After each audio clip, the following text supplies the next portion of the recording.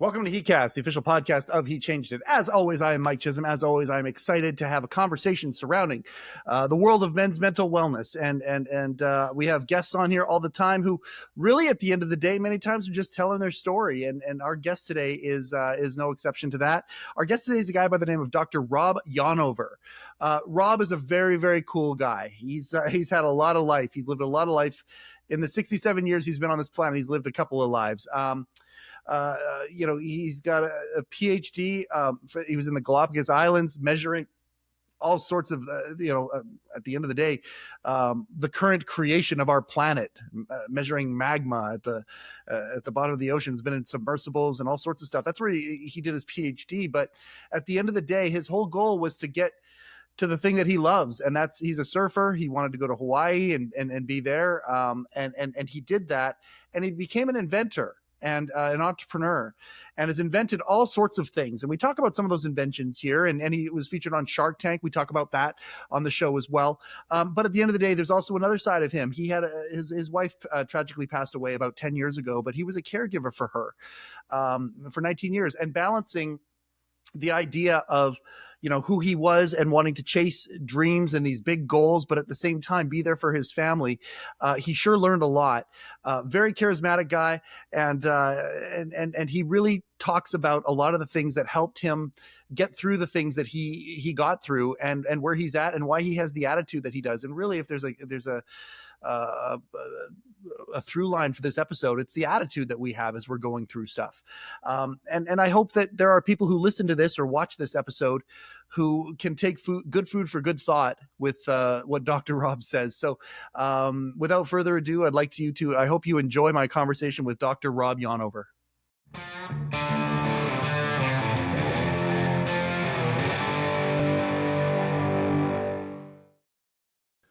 Rob, I'm so excited to have you on heCast today. And with the variety of adventures that you have been on in your life, it is a really tough place to figure out where to start with you. So I'm just going to start with this.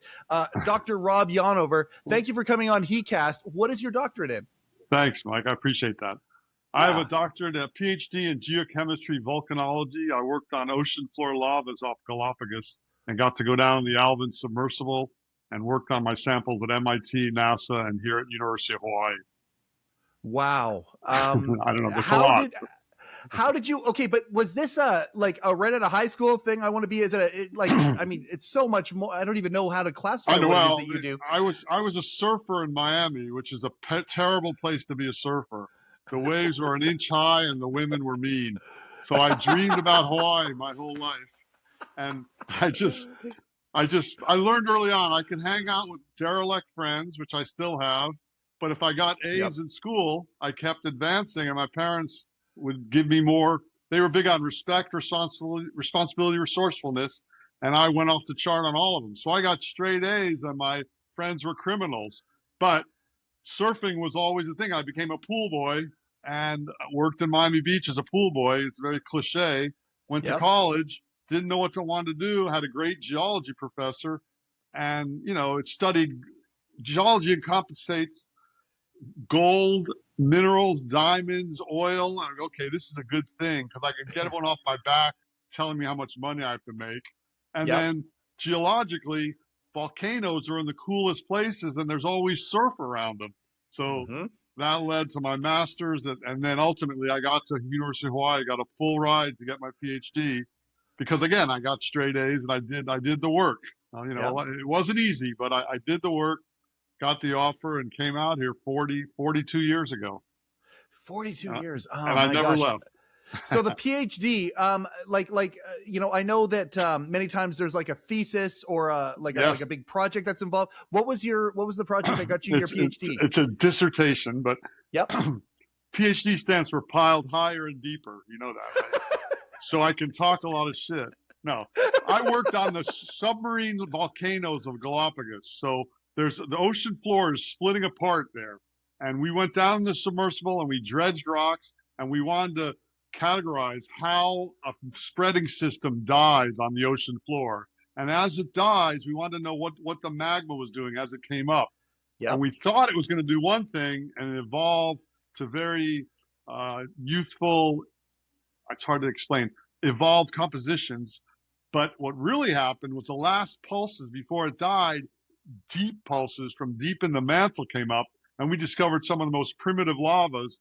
And what I looked at were melt inclusions. When the lavas form, like when you make a tray of ice cubes, there's a bubble, Yeah. gets Yep. stuck. Same thing happens with minerals. So I could analyze those individual minerals. We had lasers at NASA and MIT. I could blast the little tiny bubble, and it gave us indication of what was really happening in the mantle before it got all mixed up in the ocean floor and the water column.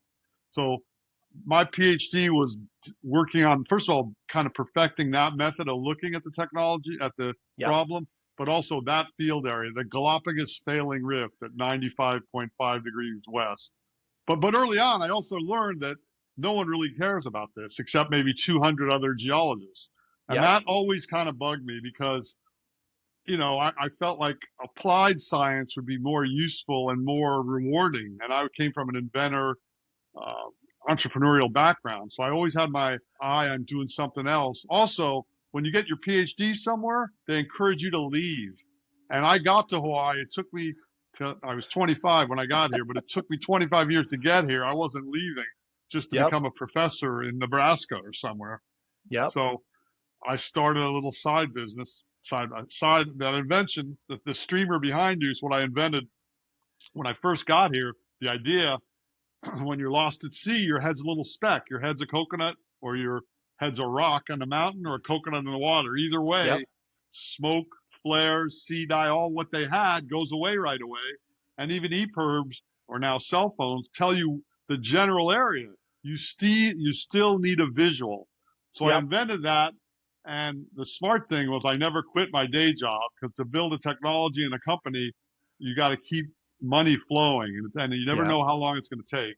So I Yep. got into invention and technology and just kept working it hard, and got it all the way. It's on SpaceX. It's on some F-16s now. I got it on Shark Tank. So it's a great success story, but people don't see all the work, the 40 years of work on it. So Well, that's kind of like he changed it, like my wife and her team, for the last 6 years have been building this thing, and right. if and when it does what it's going to do, people are going to be like, oh, where'd this company come from? Well, no, it ain't an overnight success. In fact, Exactly. I found that there are very few overnight successes out there. Exactly. It's just when the public view sees it, it's usually had been incubating for quite some time. Exactly. That's why it takes so much longer, takes so much more money. And if you don't have an alternative source of income, it's Yeah. never going to make it. And even this Yeah. whole idea of taking on investors, something that I've kind of flirted with, even the Shark Tank thing, it's not always a good thing. And for me, it's not, because I'm playing the long game always. I'm going to Yep. outlast everyone. I'm going to outwork everyone. But when Yep. you talk to investors, they want returns right away. So if things don't go quickly, they start cutting your leg off and selling it. And there's no way. And I have kids and I have grandkids now, but this is one of my kids, my invention. And I didn't want some investor to say, oh, you should do this, you should do that, and maybe jeopardize the longevity of it. Because Yeah. like I say, I'm in it for the long haul. My wife is a non-tech founder, and boy, has she learned a lot. And one of the things that one of her mentors told her right away is be very careful with VC money, be very careful with when it comes Right. to getting in. And so, it's a longer, harder road, but being able to kind of do this without any major investment and get it to that place, boy, Right. does it ever pay off in dividends, both figuratively and literally, Exactly. I suppose. And it's really your baby. There's Yeah. always a struggle. The human nature is who did what, who owns what, Yep. and one of my philosophies is you can never have more fun than your partner. That's ended many marriages and many partnerships, especially like in Hawaii.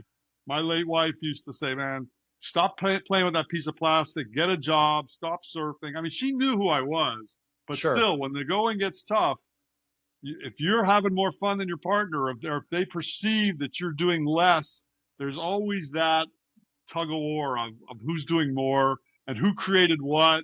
Yep. People rewrite the past. So there's all sorts of minefields that you can encounter when things are rushed, or especially when you need money. That's why the Yeah. idea of doing it as a side job, whatever it is, Yep. I always say, don't quit your day job so you can quit your day job. You That's see, right. you can't quit till you're ready to quit, because, everyone thinks it's just so quick, and it's not. And it's really a good lesson I learned a long time ago. We talked about this on a recent episode. I forget who it was with, but it was a Jim Rohn. If it wasn't a Jim Rohn quote, it was certainly the spirit of it. It's feed your family during the day and work on your fortune at night. And Exactly. and I mean, there are so many, like, again, there's a lot of guys out there who are grinding it out. They're, not Right. blessed enough to come from an entrepreneurial background and understand the benefits and pitfalls of that Sure. particular thing. But at the end of the day, I mean, if you find something that you're passionate about, Right. it makes the day job better. Like when you know that you're working on something and Exactly. towards something, the process is the outcome. And if you're working towards something that could potentially take you out of that day job, oh my gosh, that puts you leagues ahead of the person that you're working beside or working with, because they're just, tunnel vision moving forward. That's right. No, it's so true. So many guys need to find that. Plus, I mean, the simplest thing is to start with math. 7 days a week, 24 hours a day. That's 128 hours a week. Only 40 hours a week is a job. That leaves 88. Another 40 to sleep. That still leaves 48. So I always tell people, put your phone down and do the work. Nights, weekends, and all that. And again, you're right. If you have a passion to it, and for me, becoming self-sufficient entrepreneur is one thing, but to me, the highest levels are if you save lives. That's my thing. So I'm not building bombs. I'm not building an app. No offense to any app builders. That's cool. Sure. But I want to build something that might save someone's ass one day. And it has. And I felt the joy of that. When a military guy came up to me, and another local skin diver came up to me and said, "Hey man, that thing works. It saved my life." And that was the best gift of all.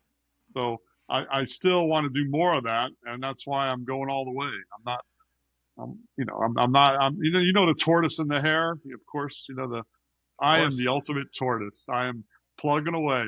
People can't believe it, but this idea was thought of in '85, before you were probably born. And I'm not going I'm not quitting. And once those military guys saw that, because they dismissed me early on, like, who's this idiot from Hawaii, this surfer with a piece of plastic?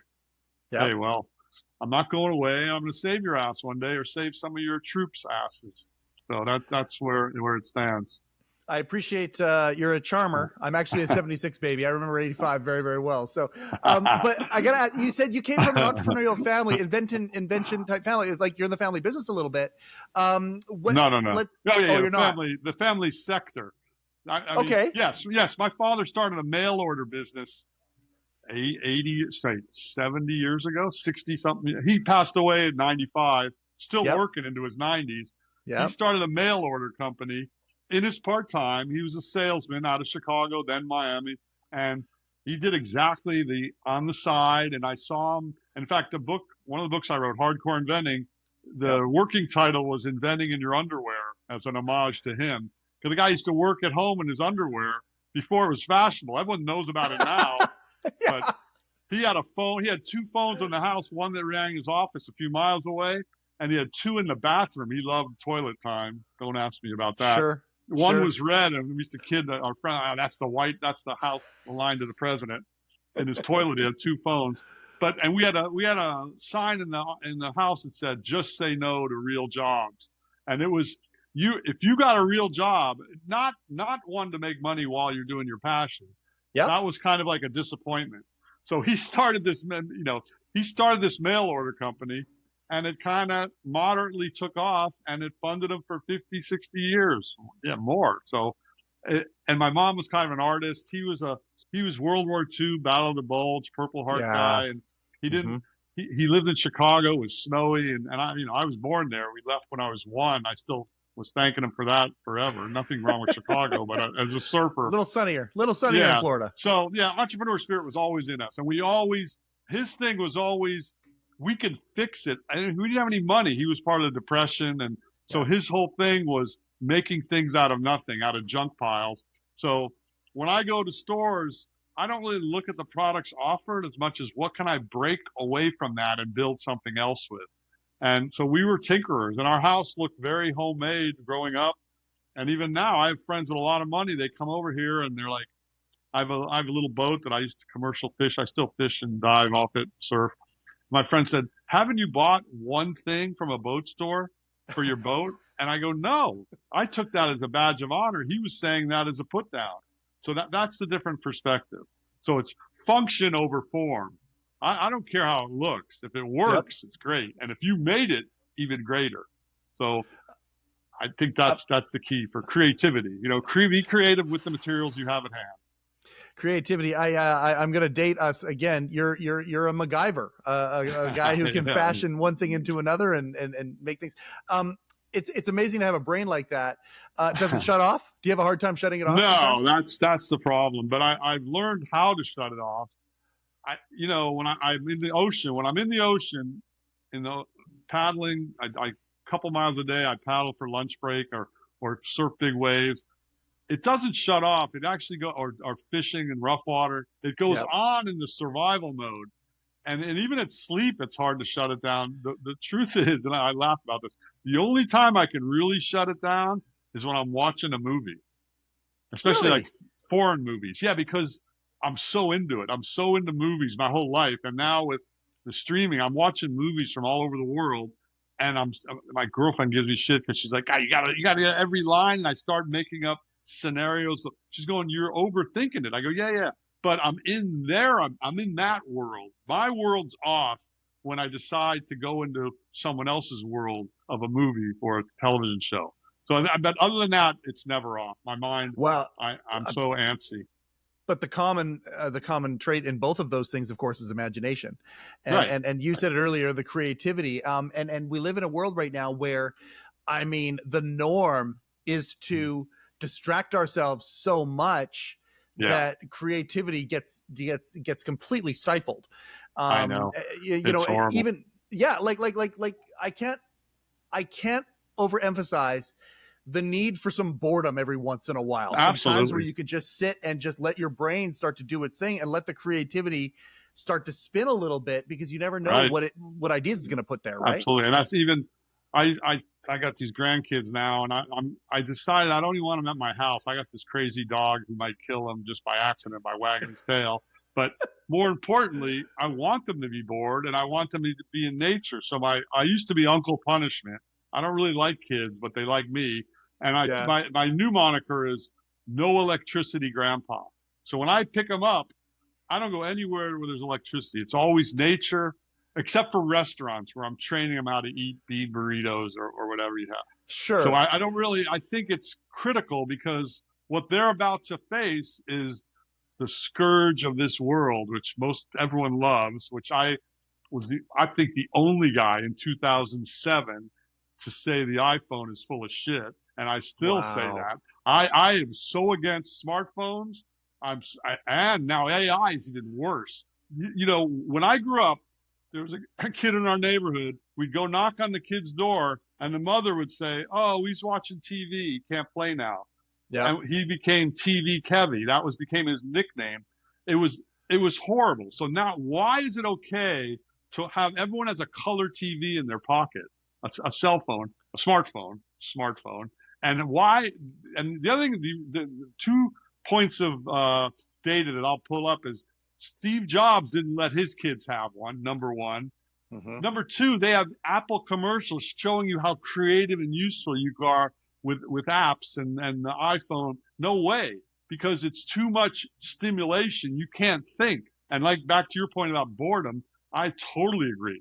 Being bored in nature and making stuff, it's so, I want to think like a child. And that's how my little grandkids are like that. You don't have to give them toys. You go out in No. nature, they're going to make toys with a stick. Yep. They're going to make a game with the grass, whatever it is. They're creative, and we're losing that. And just to back up my thought, this is my phone.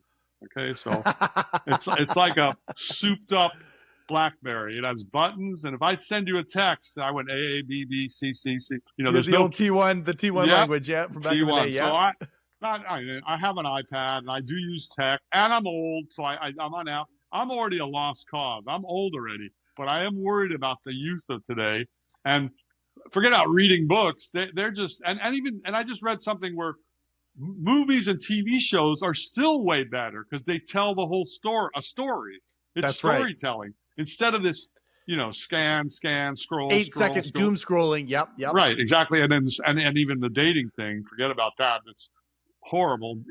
Guys and women, they can't even talk to each other. When I do a lot of outreach education, these kids are it's really bad. I mean, they have no social skills, and it's really tough. It's tough to compete with a color TV in your pocket. I mean, and I love color TVs. I'm not saying I don't love them. They have a place though, and that place shouldn't be in your pocket.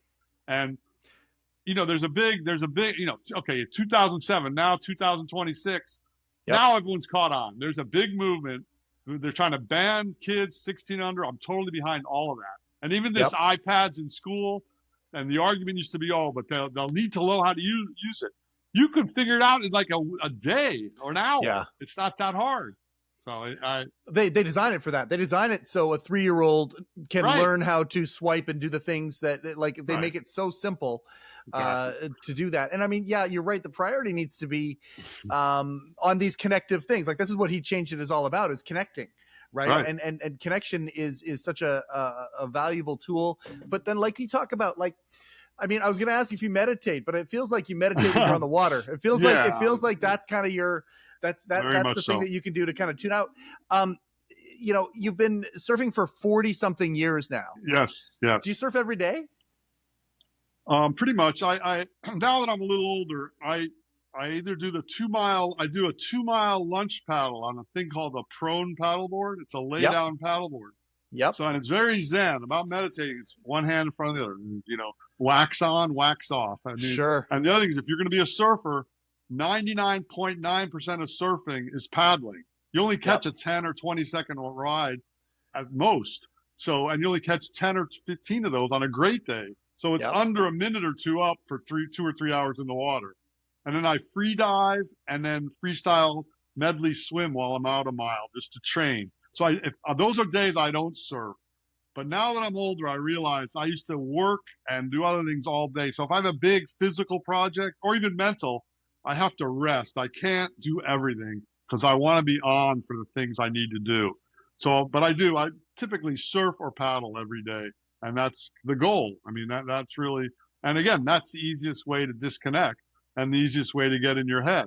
My best ideas are out in the water. And years later, my father said, he swam, but he grew up in Chicago, so he learned to swim with his head above the water. So he said to me, he goes, you're right about the water giving you ideas, but for me, it was the shower, and okay, that's getting wet, and that's, something about it being wet.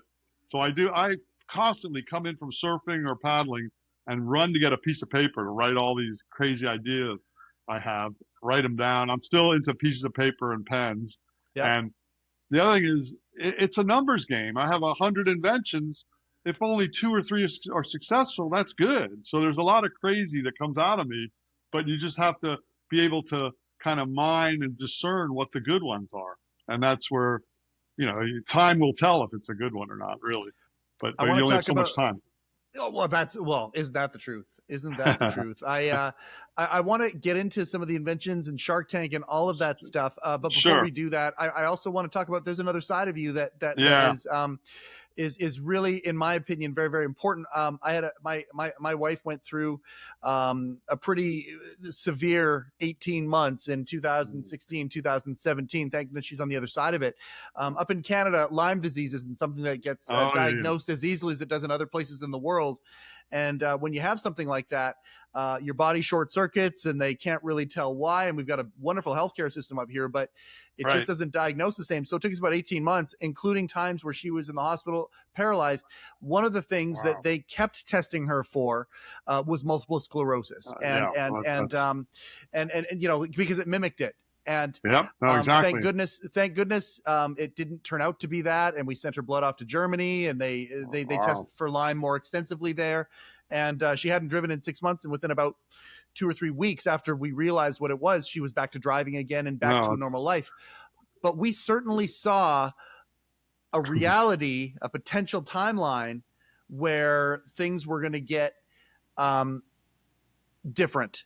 And things were going to progress and they were going to go down. You were a caregiver Right. to No, your I wife? lived that whole story to the Yeah, maximum. My wife was yeah, training for a marathon, her foot started dragging. You know, she's a great athlete, yep, 37 years old. From that day, she went from foot dragging, cane, walker, wheelchair to within a year, and then was in a wheelchair for 19 years till she passed away, paralyzed from her neck down. And ironically, she kept hoping it was Lyme disease, which is kind of a weird twist because, really, yeah, because she didn't want to acknowledge and accept that it was MS, and they only saw one lesion on her brainstem. And multiple sclerosis, and by its name, multiple, you have to have multiple lesions. So she kept holding out that it wasn't multiple sclerosis, but it right, was. And she had the bad kind, which is primary progressive. It just keeps yeah, getting worse. yeah, So for a macho guy, you've heard of what I'm like regular. So I yeah, had to convert from being this macho guy and I was a good parent, good father figure, but our kids were 7 and 4 when she got the illness. So all of a sudden I had to be a caregiver, and she would kick me if she could when I would say I had to be mother too, a little. I mean, I'm not a mother, but I also would fight her and say, you got to stay alive, because she wanted to give up all along the way. I'm like, you need to stay here so the kids have a mother. Even if you're just paralyzed, we just had to modify our lives and it was just different. Our kids learned how to pop wheelies in a wheelchair. That's different than most kids. We had bedroom parties. We would get asked to go out.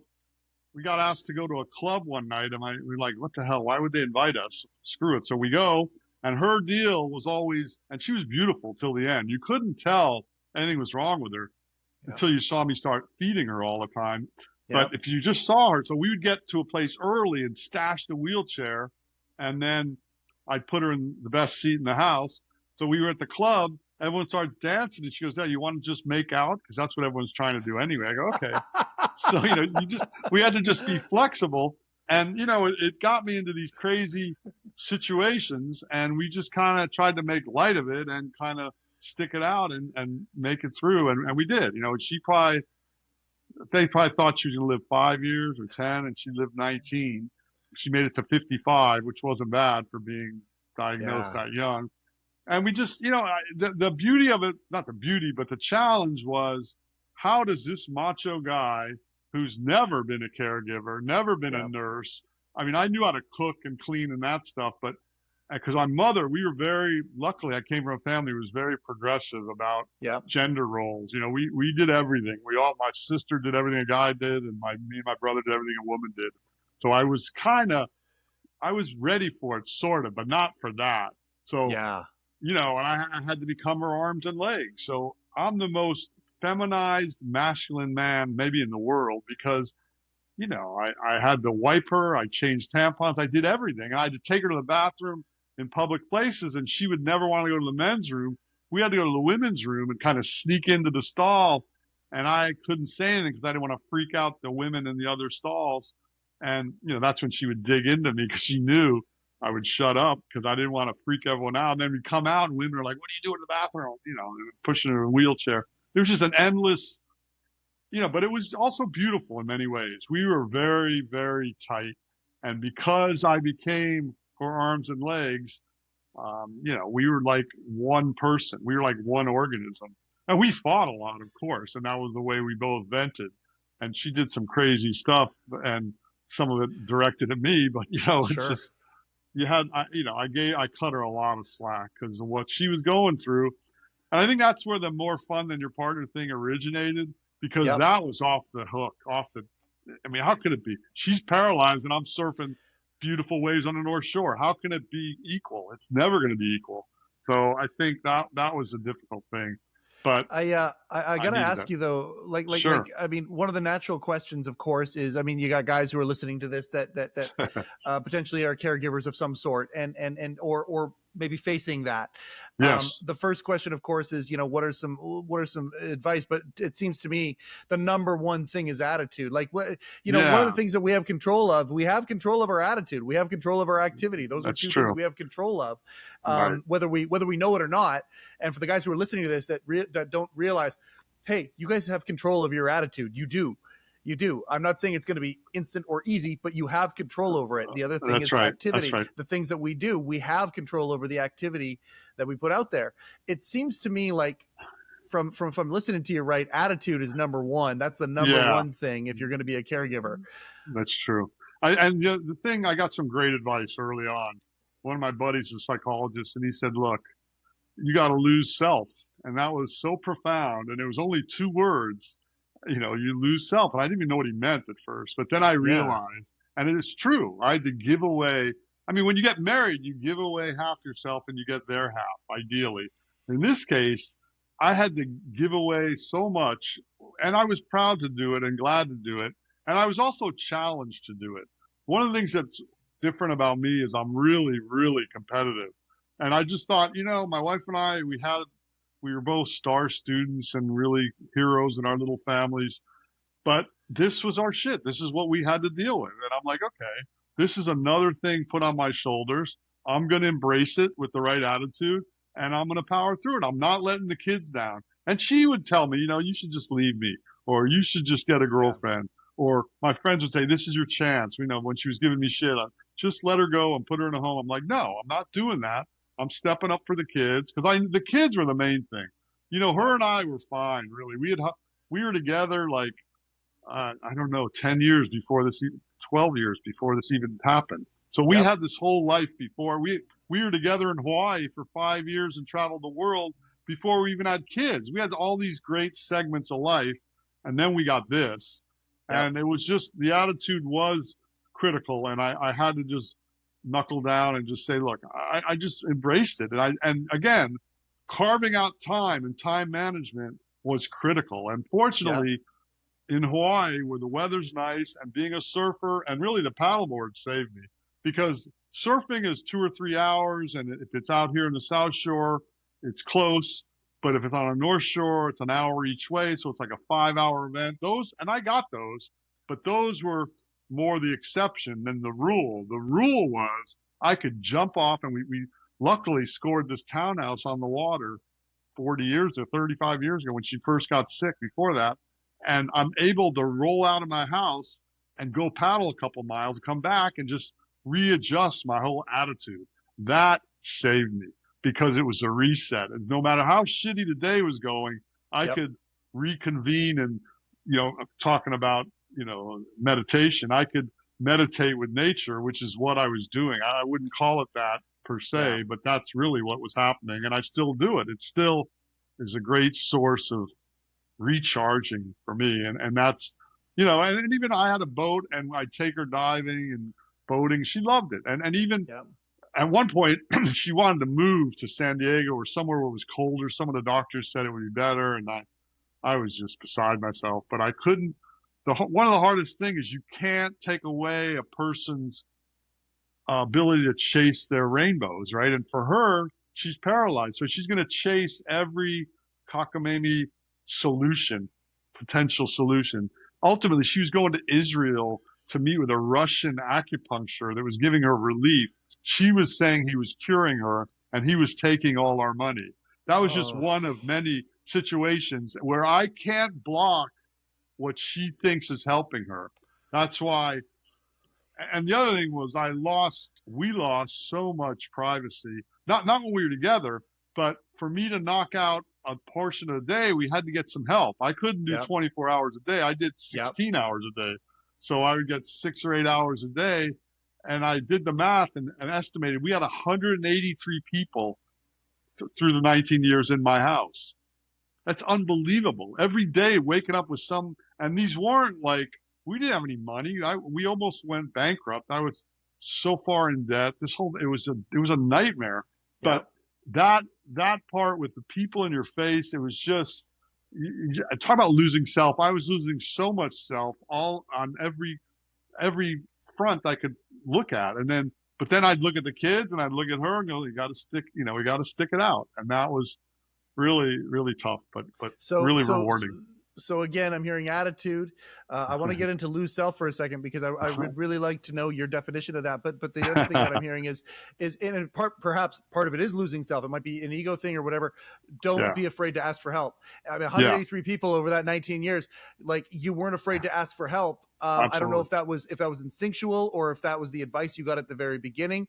But the Right. idea of us who are going through this stuff here, the "you're not alone" idea Yeah. is a really powerful one. But many times we think we are, and we Right. won't go and ask for that help. So asking for help, that's another clue right there. I Yeah. want you to talk about losing self for a second because that's Yeah. something that I don't think is part of most men's everyday vernacular. I know. Losing self. What does that mean to you? Well, like I said, when he first told me that, I didn't know what he meant. But what he Yeah. told me was, you just got, like a death sentence on your own personal time and interests.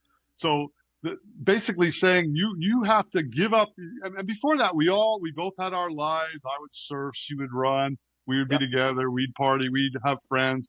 But this put a big strain on what I was able to do in my life, and I had to give away myself, and it was open ended, and it was open ended in a good way. I didn't want it to end.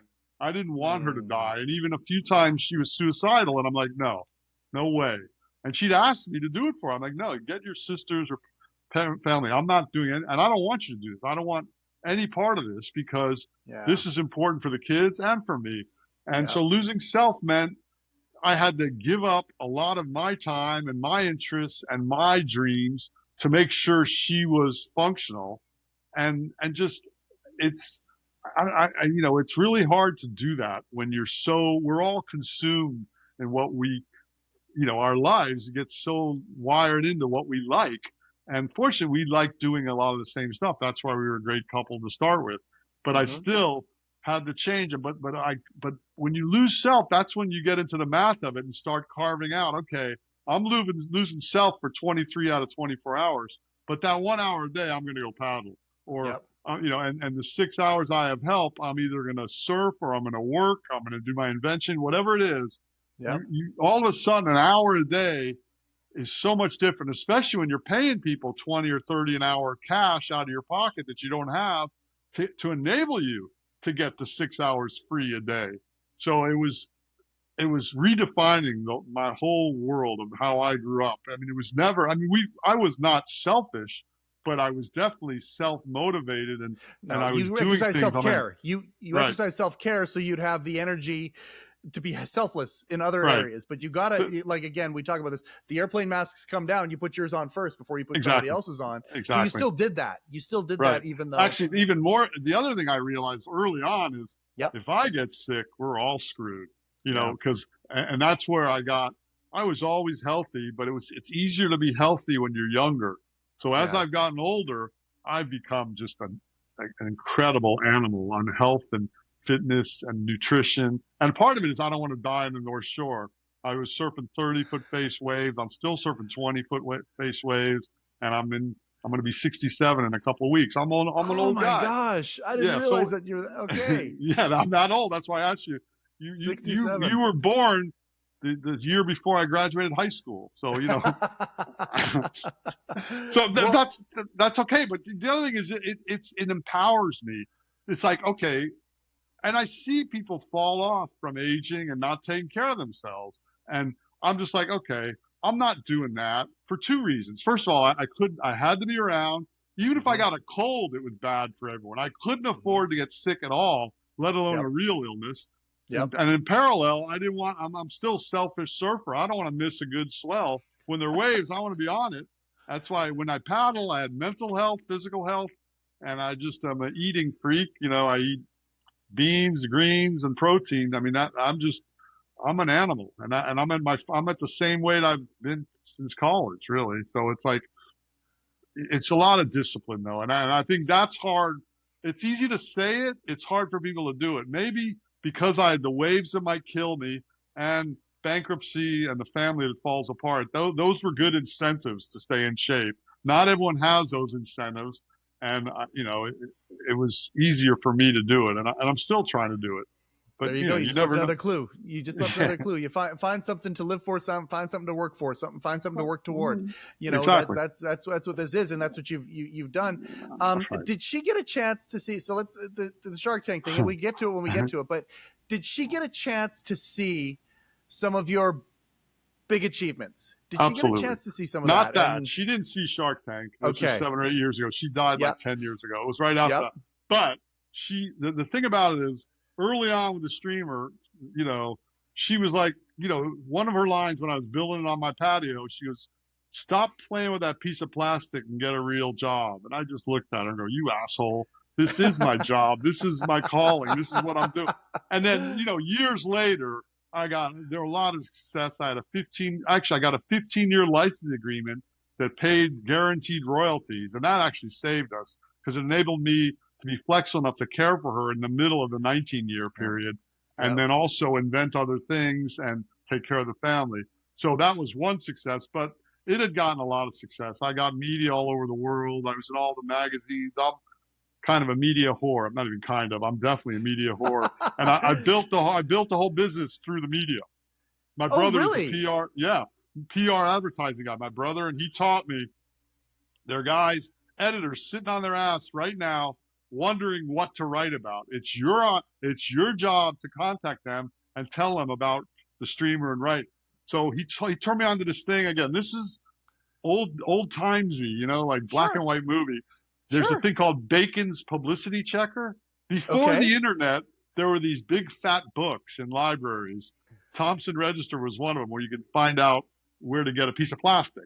The other was Bacon's Publicity Checker, big fat book that had all the names, numbers, and here's the key, fax numbers of editors of all the magazines.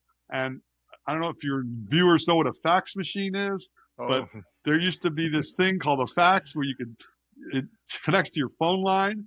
And here in Hawaii, after 11 o'clock, it was cheaper to make phone calls. So again, maximizing my time, I would write a one-page press release, and at 11 o'clock at night, I sent it 100 times to all these names. It's like a fishing expedition. I put out 100 lines, got one. The first article was Miami Herald, put that out 100 times. My book was one article, and now it's huge. I can't even carry it to meetings anymore. People don't care. But I got an Outside Magazine, Men's Journal, Playboy, I got it on CBS, NBC, and the culmination is CBS Innovation Nation and then Shark Tank. And then now someone lifted my Shark Tank pitch and put it on YouTube. It's got 58 million hits. So that was unheard of back then. So the ability to work the media, because what my brother showed me was, if you get someone to write about it, it's third-party endorsement. First of all, I didn't have any money to advertise anyway. But if they wrote about it, it was kind of an endorsement. I got into military magazines. Anyone that would talk. I mean, anyone, anywhere. I would pitch, and it was like that. And the other thing was trade shows, where I could wear a suit and tie and shave and go to a trade show, and I could chase some CEO into the urinal just to talk to him, of course. But that was the only place I could get on even keel with them. So you talk about a vulnerable moment. Exactly. But no, it's true. And I love and hate trade shows, but trade shows and work in the media I did forever. And it was the lowest cost thing you could do. And in a trade show, you could go and just walk the floor, and the streamer's small. I could fit it in my pocket. So no one even knew I had it. I'd tell them about this great thing and then say, here.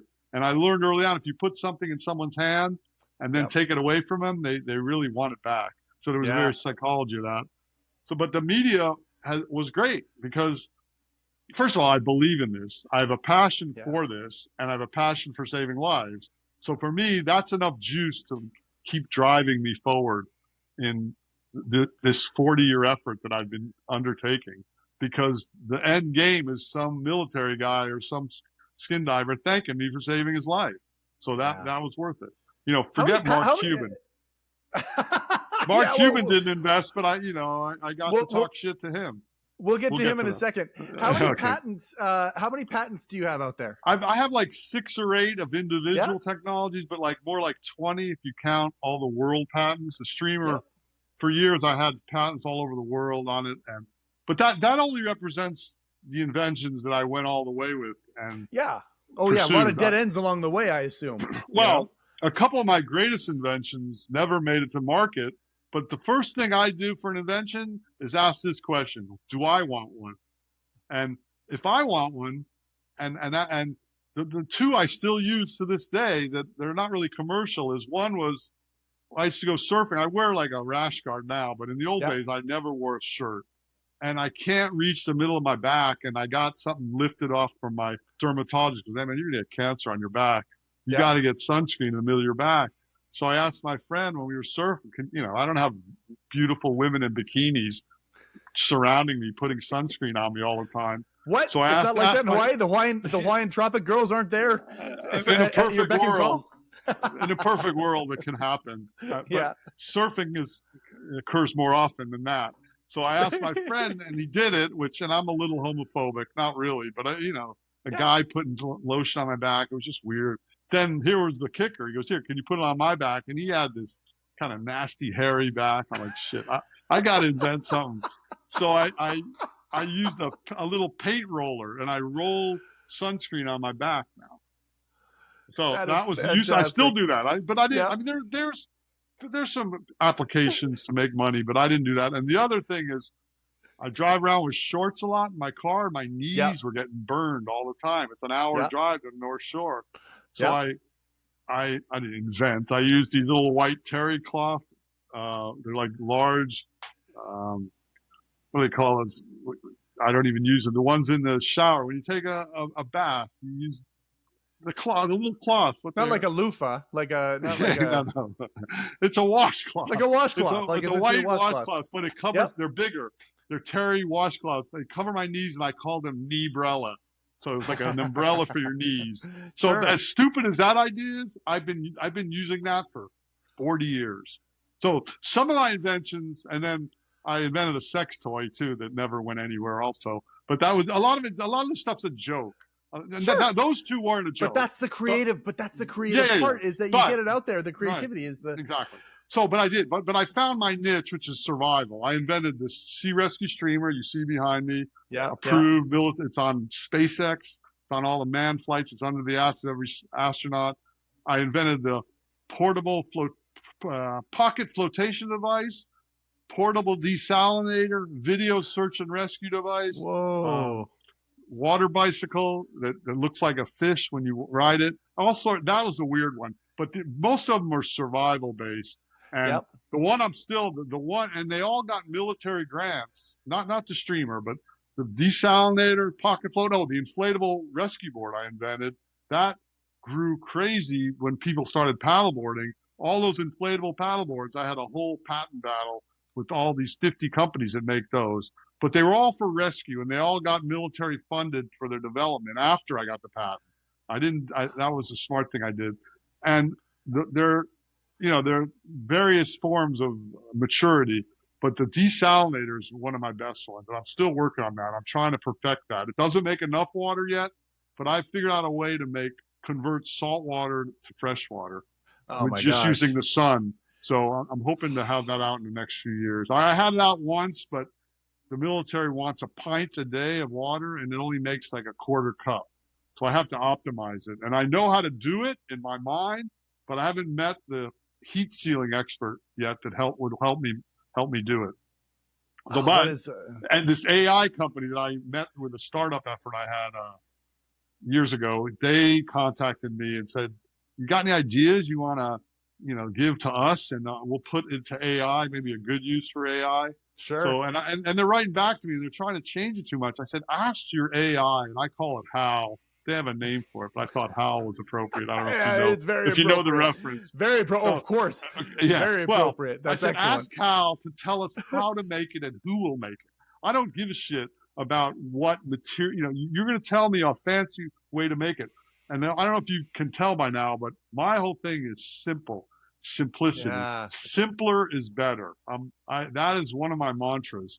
If you can solve this problem in a simple fashion, that's way better. And even the streamer, I'm not a great business person. And case in point is I invented something that never wears out. How stupid is that? I make Uh-huh. a sale, it goes on your boat or in your backpack. You never have to buy another one.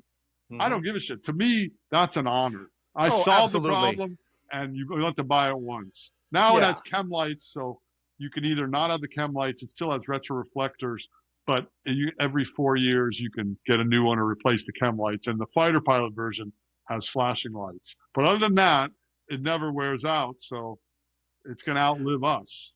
So your wife got to see some of these successes come to Oh, yes, fruition, which is cool. She got to see absolutely. that, which is fantastic, because at the end of the day, she's going through she's going through, but Yeah, at the same time, she also gets to see you be you, which is great. exactly. No, I mean, she And gave me shit, but she respected what I did, and oh she was yeah, happy for me, and it was a joint celebration. I mean, it's too bad she didn't see Shark Tank, but my parents got to see that before they passed away, and she knew it was a great thing, and she knew it was. I think she knew about the lives saved, so and she knew about all that press too. It yep. was just the big, huge press at the end, like Shark Tank. She missed that by a couple of years, but So with the Shark Tank thing, and up in yeah, Canada, we've had Dragon's Den for a long right, time, and then right, Shark Tank right. shows up in the U.S. and whatnot. Right. I have a friend who got a chance to be on Shark Tank, Oh, really? and he they didn't make a deal, but he built this crazy complex and a whole bunch of different uh, things for his business, and he calls that the Shark Tank complex because the exposure that it gave him, Exactly. just being on the show, fueled everything that he wanted and No, more. And exactly. like you said earlier, no capitalists coming in to take a big chunk of it. It Well, actually first got him off, to they that know, place. So right, but they don't, if they know you're going just for the publicity, you can't get on the show. no, he So, wanted so to make a I, deal. He wanted to so make a did deal, I. but So it did didn't I. happen, Right. and it led to some really cool things happening. I want to know about your experience and Okay. tell everybody about that. Okay. Sure. I mean, there was no connection there. I didn't know someone that was a producer. I got in Yeah, line with the other 400 people in Waikiki at a hotel, right just like on. everyone else. I was older. This was only 7 or 8 years ago. Yeah, And, I had all these achievements already. The streamer already saved some lives. We sold a bunch. We had, I had my licensee. We did 15 million in 15 years, which blew them away. But I had hmm my rap and it's a visual product. So it was perfect for TV. And I just kept jumping through the hoops till I finally made it to LA. And then they said, um, we got to pitch to the producers first, and then yep, we'll decide if you're even going to get on the show. So yep. I pitched, and my producer said, they give you a producer, and she said, you got to memorize your pitch. I think they're afraid because people don't know how to pitch. And I've been giving talks my whole life in Yeah, academia. I mean, I was pretty shy as a kid, but I busted out of it. And now, having faced really tough audience with the military and academia, I could face a bunch of investor types or money types or absolutely. producers, but they made me memorize this talk. It was my talk, but I'm not good at that. I'd like to read the person's reaction, even Yes. if it's Yep. on the phone. Me Yep. talking to you, I can tell when you're getting bored. I can tell when you're excited, even in the intonation of your voice, if it's phone only. Yeah. And Yeah. what we Yeah. talked about earlier, I've never met you. You've never met me. Same thing with sharks. So when I gave my pitch to the producers, and then I gave the question and answer period, we loved your question and answer. You were a little stiff on your pitch. I go, yeah, that's because they made me memorize it. No They kidding. and I looked I right at could the have told you producer when I that. said Yeah. that, and they Yeah. looked at her, and she looked at me and said, "Oh, you don't have to memorize. You do whatever you want." And they said, "Okay, go. You're going." So I got on there, and you walk out there, and I've been watching the show for years. They wanted you to Yep. watch all the episodes. Yep. Mark Cuban, Mr. Wonderful, all these people, and and it's a lot of pressure. And I went out Sure. alone, right? Just me, those 5 sharks, and it's real. That show, it's not bullshit. They No. didn't know me. I walked down that aisle, all these cameras, I'm mic'd up, and then the hardest thing to do is they make you do a stare down at the beginning. They make you delay like 40 seconds or so before you start talking because they want your reaction. Each Sure. shark sizing you up, and you're looking at them. So Yep. I'm looking at Mark Cuban, and even beforehand, like an hour before that, they let you go. That morning, we got to go in and check out our displays to make sure they're right. And that's the first time I got to go out on the set. And I see Mark Cuban, he's got like a bib on. They're doing his makeup and they're checking email. And I'm like, and it's really cold in there. They told us it's going to be cold there because they Yep. don't want everyone to fall asleep. I Yep. go in there and I'm like, okay. And I was kind of like, I played a lot of basketball as a kid. And I'm like, just trying to rev myself up. Like, okay, I'm going to kick your ass. I'm getting revved up. Yeah. I'm going to nail this. I get out there, and then they got this music's blasting in between. And it was like the song "I Like Big Butts" was on, which I loved. It's just a jug. That was Lady got back. song. Yeah. Yeah. Shout out to Sir Mix-a-Lot. Shout out exactly. to the Sir. There, yeah. Thanks, Exactly. buddy. So I'm like, I'm going to kick their ass. So I got out there, but then I had to wait 40 seconds. Then I started talking. And then right when I started talking, I could realize, okay, these guys aren't that smart. Mark Cuban was smart, but these others, they barely are figuring out what I'm saying. And I did a couple really smart things. One is they asked me, who do you want to demo this? They go, well, we'd like you to use Damon. And I'm like, yeah, but I'd really like to use Mr. Wonderful. I got a couple things that I think might happen. So I said, okay, he doesn't do the demos as much. So I had him unfurl the streamer. First of all, if you ever watch the show, he's mean as shit to people, and he drills. Yep. And it's a show. He's like, of course, yeah, right. So he's a nice guy, but he's playing a character while he's on there, right? Yep. So, and I knew he was short, and I knew he was drilling people. This woman from Hawaii, he called her a deer in the headlights, about to be splattered on national TV, and I'm like, sure, that's not cool. She's 20-something years old. You can call me that. You can't call her that. So yep. I knew. When he took the streamer, I could look down on his bald head. Not that there's anything wrong with being bald or short, but I just thought that would be a good power move. And I thought when he started unfurling that they were going to make jokes, and sure enough, they said, keep going, get lost. So it worked out. And then Mark Cuban was I think was so bored out of his gourd that once he heard I was a volcanologist, all he wanted to do was talk about my PhD and submersible dives and lava.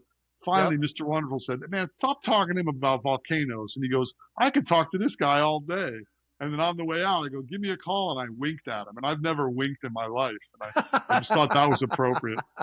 But, it was kind of, it was a bummer, really. I was good. And then all of a sudden it got bad as they went out.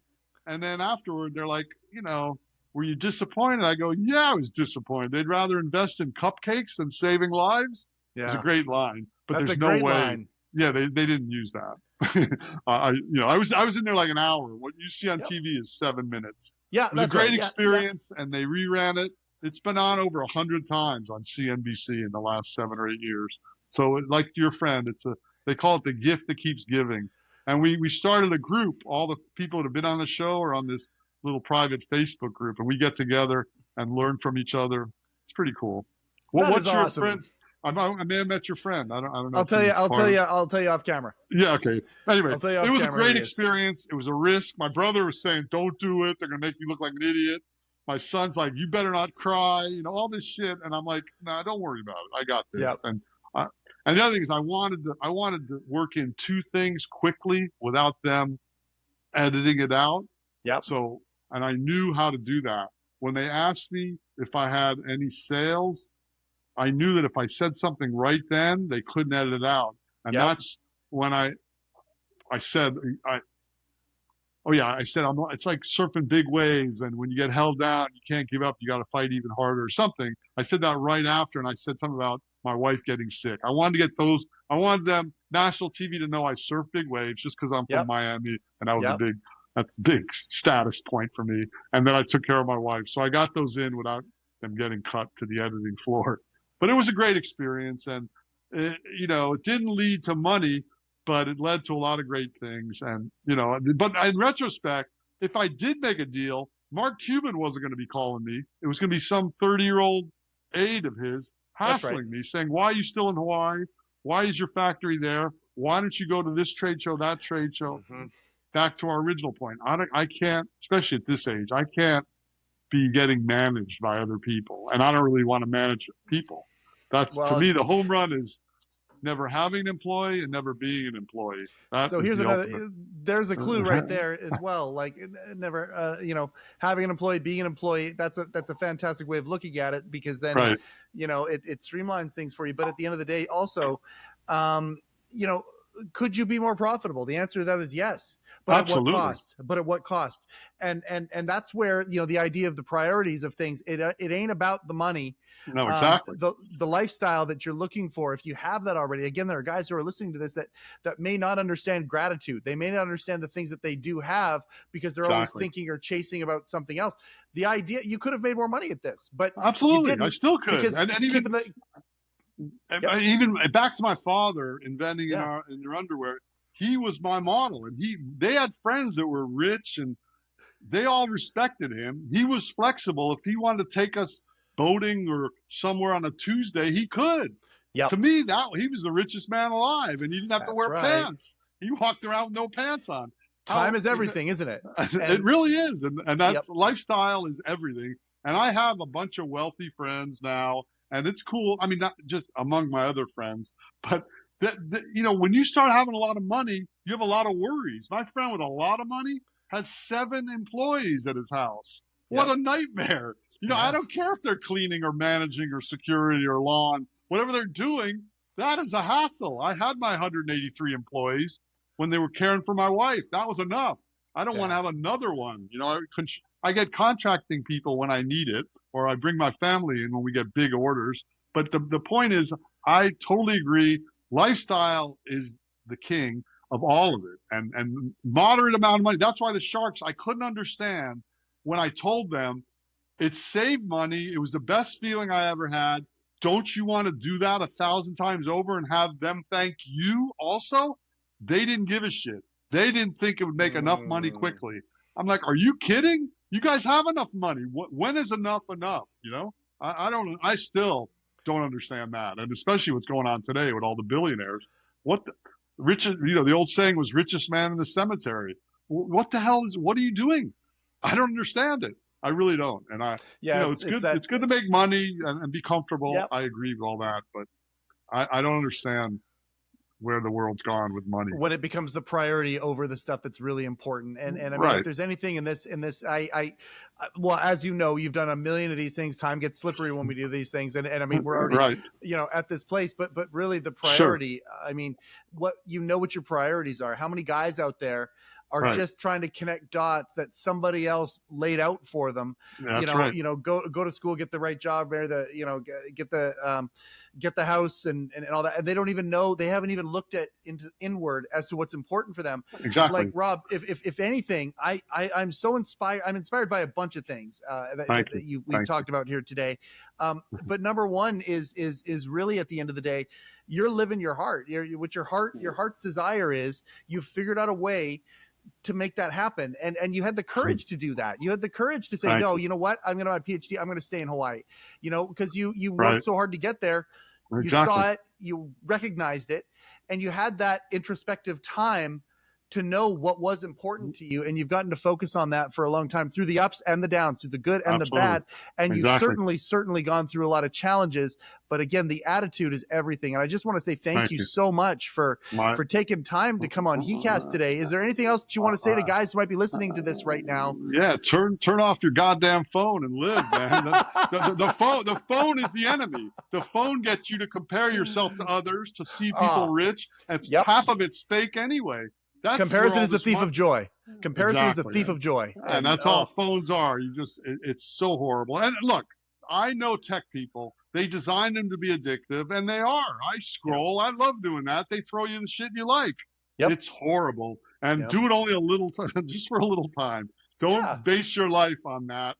And, that's why you see when the electricity goes down in the neighborhood, people come out of their house like zombies. Oh, you live there? I didn't know anyone lived there. It's so sad. Anyway, that's my one message. And no one wants to hear that. I don't really care. I was right in 2007. I'm more right in 2026. The phones are the scourge of the earth, and AI is even worse. Now we don't have to think at all. Let this box think for us? Yeah. No way. I'd rather be a half-assed moron than an AI bullshitter that just has AI do everything for me. I want to think. Well, then the creativity part is, we had somebody on not too long ago. He's the host of the Radical Joy podcast. And he talked about AI in a different way. He's like, our creativity is what makes AI effective. And if we stop being creative, AI stops too, because it's our Okay. creativity that's going to drive AI to that next level, Yeah. whatever it is. If we don't come up with the new stuff, if we don't come up with Right. new ideas, if we don't come up with a new vantage point of looking at things, Yeah. AI will never be able to advance anyway, because it's the human creativity that drives it. And I love that. And you embody that. You embody taking this creativity, 67 years old, and you're still killing it, trying to come up with that next great thing. You are what you're doing, the innovation that is coming out of your pores, your instincts. It's really cool to hear it, man. And I just thanks, Mike. Oh man, I appreciate Rob, that. it went by so fast. I appreciate it. I'll do a real My quick pleasure. outro here. I'll do a real quick outro, and then we'll say our goodbye privately. So just stay on here. Okay. Gosh, I say it every time, everybody. This is why we do the show. It's listening to these stories. It's listening to these vantage points from people who have gone through stuff, and this stuff leaves clues. These experiences leaves clues. Where's your attitude at? Where's your creativity at? Where are things going for you right now? If you haven't downloaded the He Changed It app, I mean, ironic we talk about this, but the whole goal of the He Changed It app is to create connection so we can actually wake up and be awake in the real world, and we can have these things. That's what this show is all about. For those of you who I hope there are people out there today who have listened to this or watched this, and maybe it has sparked something in you. What are your priorities? What are the things that make you tick inside? And are you working towards whatever it is? Are you working on your fortune at night, whatever that looks like for you? This has been another episode of heCast, the official podcast of He Changed It. My name is Mike Chisholm. Go change something.